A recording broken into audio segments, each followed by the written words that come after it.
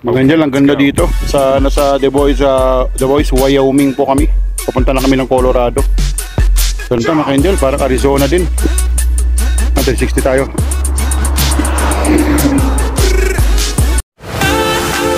Yan! Woohoo! Ang Biscuit Basin na sumabog na geyser noong July. So Canada immigration o Canada border po tayo mga angel. So yos.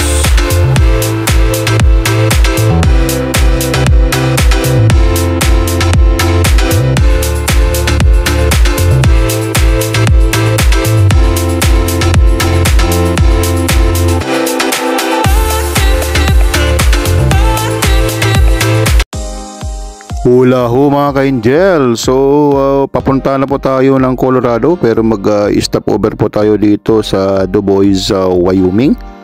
At ito maganda mga ka-angel. Kita nyo po yung mga bundok na yan mga ka-angel. Yan po yung tinatawag nilang Du Bois Badlands. So pagka sa Alberta po, meron din po mga Badlands dito sa may Drumheller area. Pero dito po may pagka-reddish po na may mga line. At kakaiba rin po siya mga ka-angel. At may white, may red, yung linya po ng yung parang hill nila. So itong Du Bois mga ka-angel, tinatawag din po nilang Banana Belt of Wyoming. So dahil po sa mga Chinook winds na nakakapagtulong para pakalmahin yung mga hangin, yung sa winter ay hindi siya malamig. At dito mainit dito mga ka-angel, at nag-range po ito ng mga 40 degrees Celsius yung temperature. Ka-angel, andito tayo ngayon sa Du Bois free wifi mga ka-angel. Ganda ng paligid dito mga ka-angel, tingnan nyo. Free wifi siya. Yan yan, ganda. So dito mga ka-angel, tignan nyo po yung mga ano dun, yung mga red na parang canyon, hudos, parang doon sa Drumheller. Ganda mga ka-angel. Mga ka-angel, so free wifi. Ang ganda dito, ang bait naman yung lugar na ito. Free wifi. Ang maganda pa dito mga ka-angel ay hinahaluan ng mga yellow na puno dahil since dito ay ngayon po ay fall season, autumn, kaya maganda po yung mga combination po ng mga background na yellow trees.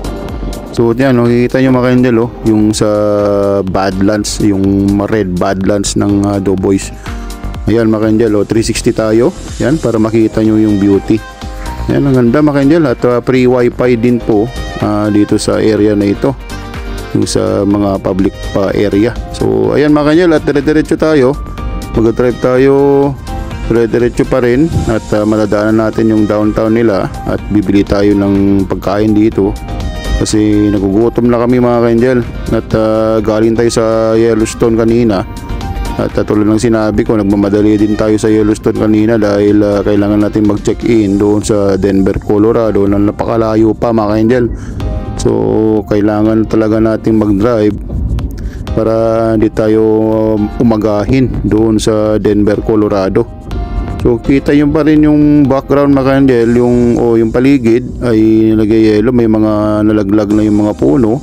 Since October na po tayo nandito, siguro ang maganda dito mga September mga ka-angel, yung mga magsasalubong yung September tsaka October para buong buo pa yung mga puno dito.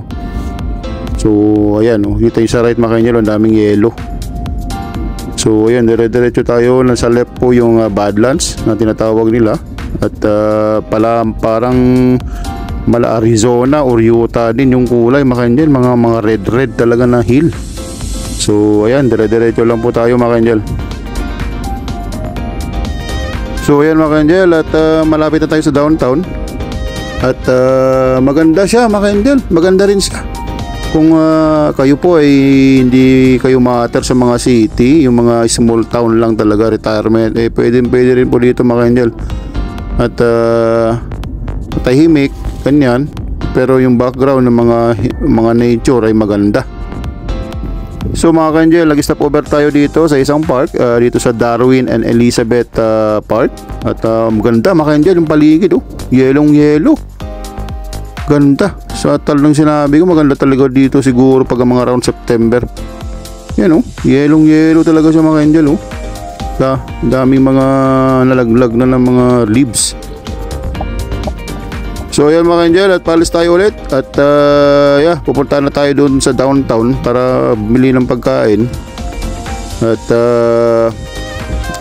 itong Doughboys mga ka-angel, doon sa mga bundok may mga talagang way talaga na para mag-hike kang dating, para mabalapitan mo yung mga badlands na yan.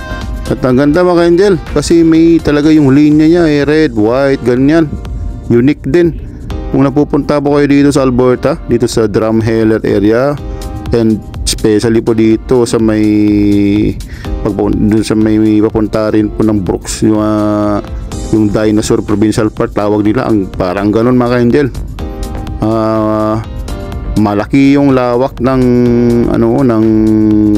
Dinosaur Provincial Park.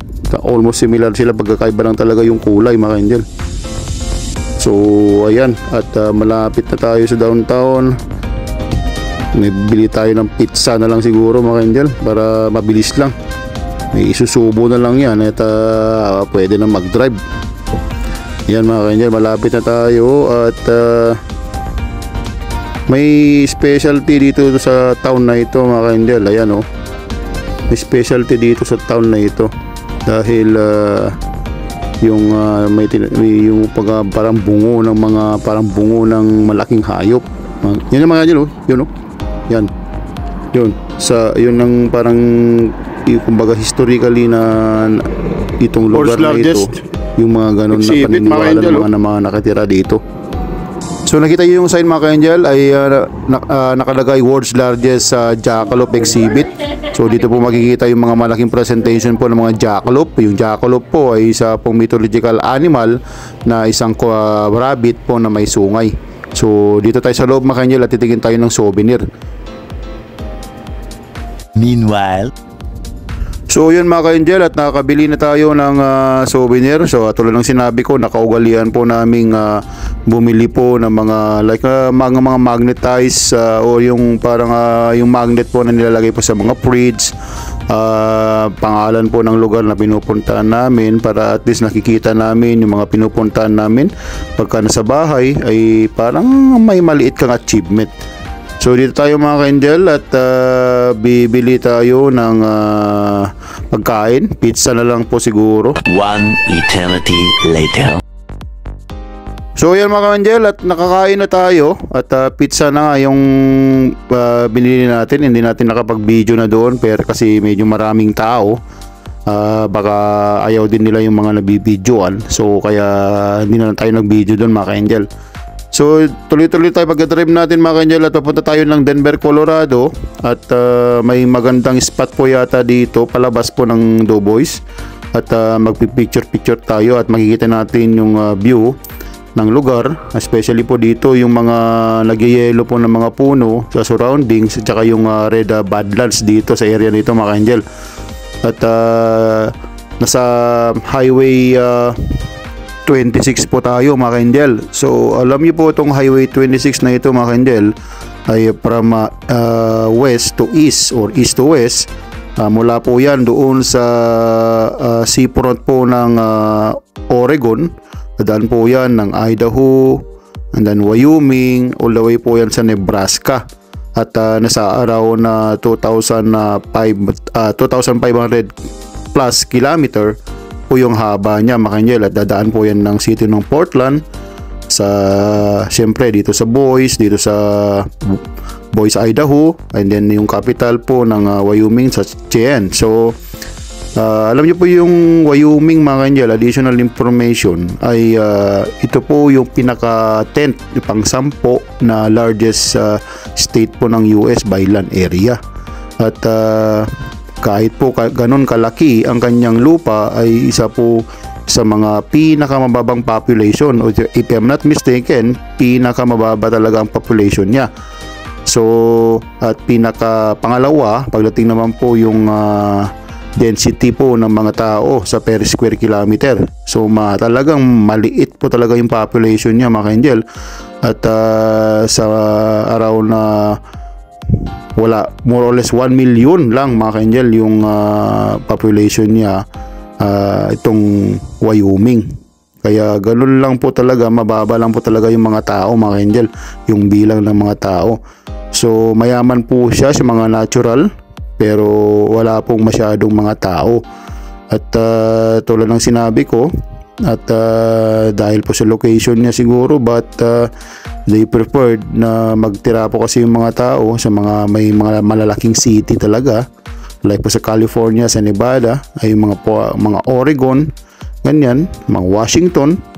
Kaya sa Utah, sa Arizona, yan po yung mga dito sa west side, dyan po yung mga pinipili ng mga tao na tumira. So hindi natin alam yung mga real reason, pero isa siguro sa mga reason na yun ay yung kumbaga kawalan po ng mga malalaking city, mga highly urbanized city sa area na ito. But napakaganda po yung Wyoming, mga ka-angel. Iba't ibang klaseng attraction ng naturally. So ito nakikita nyo yung isa sa mga badlands po dito ay maganda po yung view. Pag dito kayo, mga ka-angel, maganda talaga kasi wala drumheller o dinosaur park sa Alberta yung itsura niya. Tapos may red talaga yung linya ng bundok, mga ka-angel. Tapos may mga white, ganyan. So Arizona rin siya, tsaka Utah yung itsura niya, mga ka-angel. So ayan, at naibahagi ko lang, at total lang sinasabi ko, mahilig tayo mag-explore, mga ka-angel.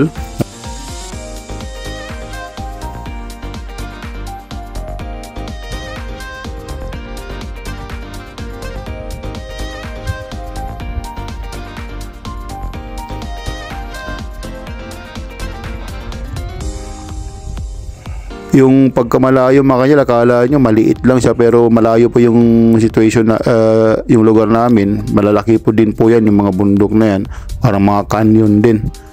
So may mga warning po dito ng mga rattlesnake, so be careful lang po dahil siyempre disyerto dito, mga ka-angel.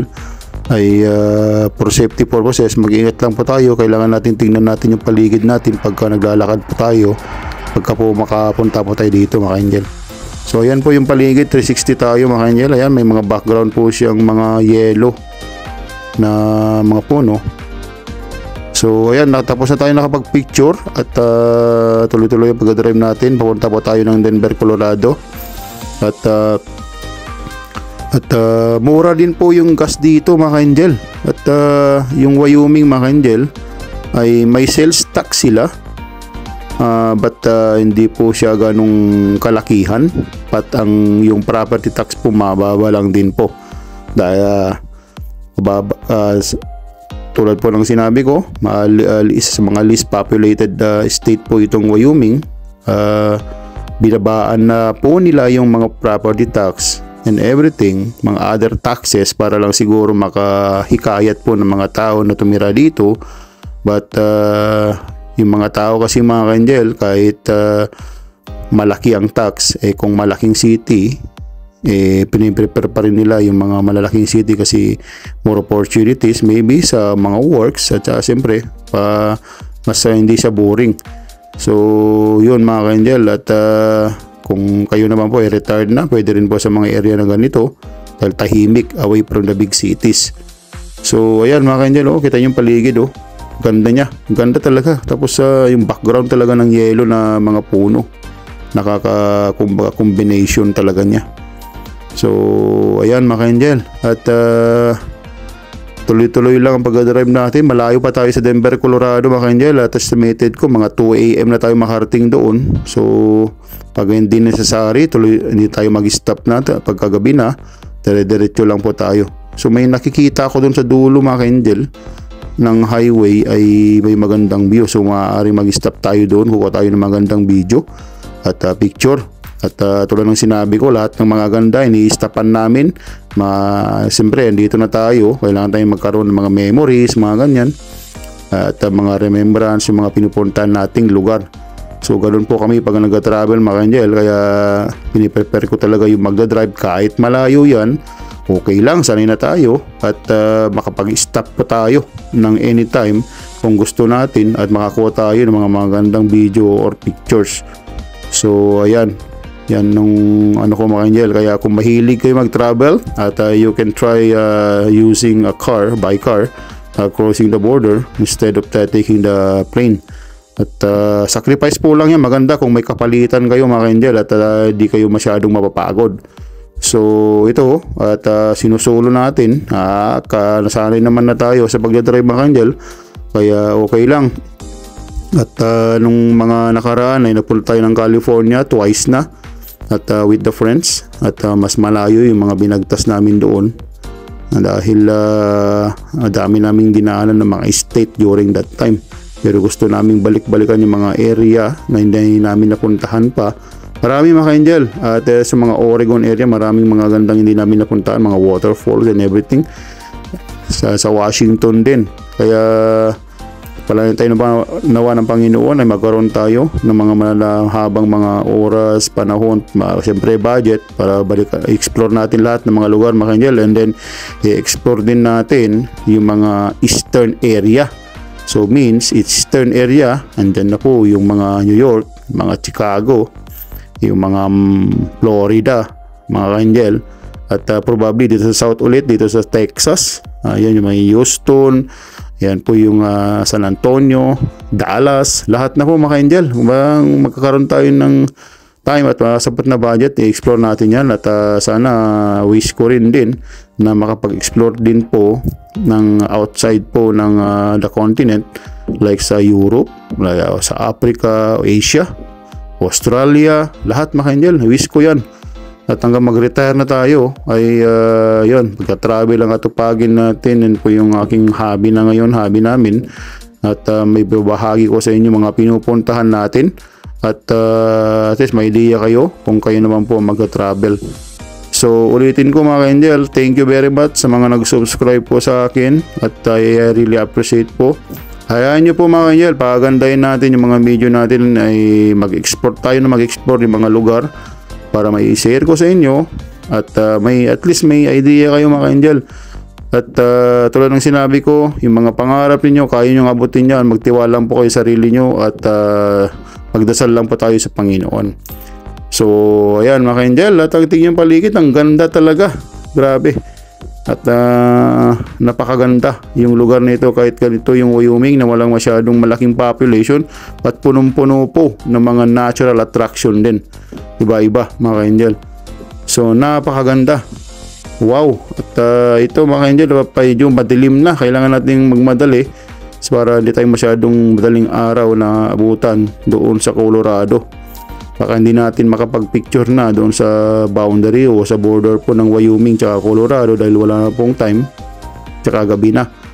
So but it's okay. At kung mahanap tayo at nakapag-picture na kami nung una mga Angel, yung colorful Colorado.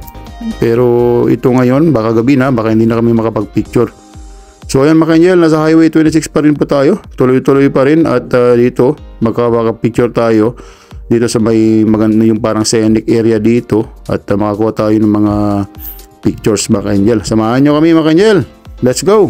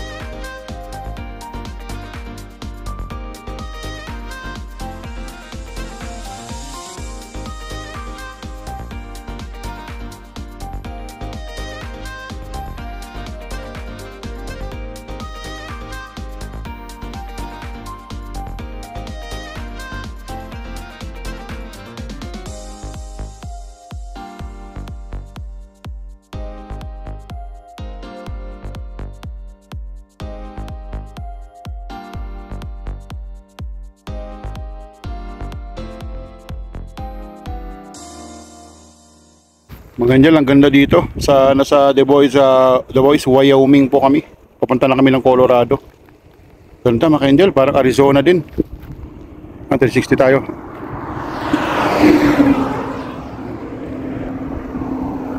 Ganda dito mga ka-angel, oh. Parang Arizona o Utah po yung bundok.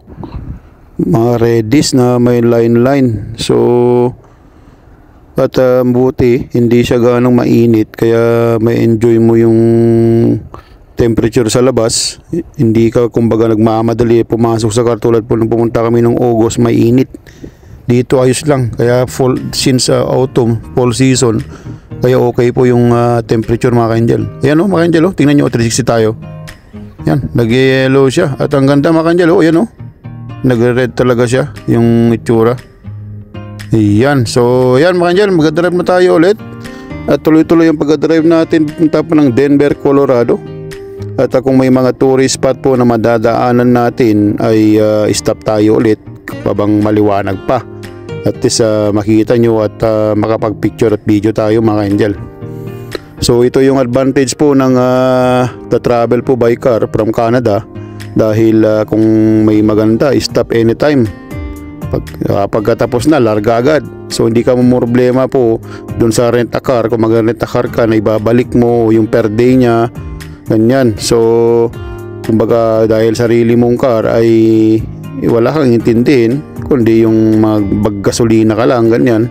So but yung gasolina mura po dito mga angel sa US, mostly sa states, mga states ay mura.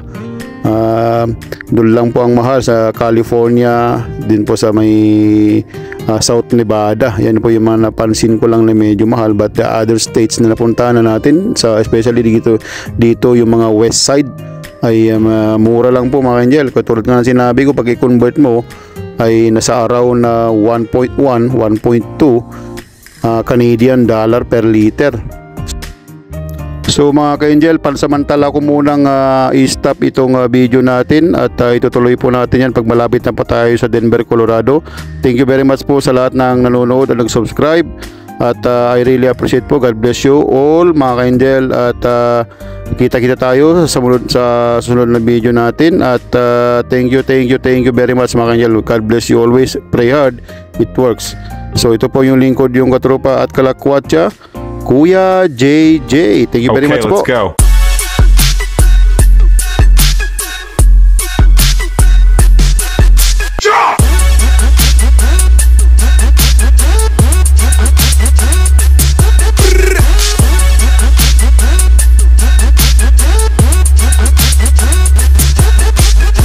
Okay, let's go.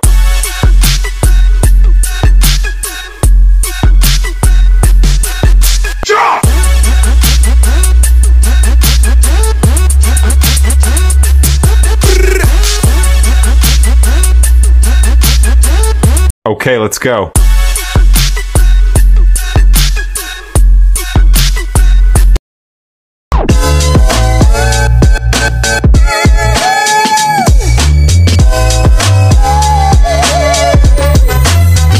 Goes to.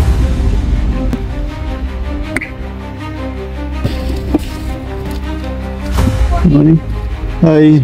How are you? Good. We went to Denver, Colorado.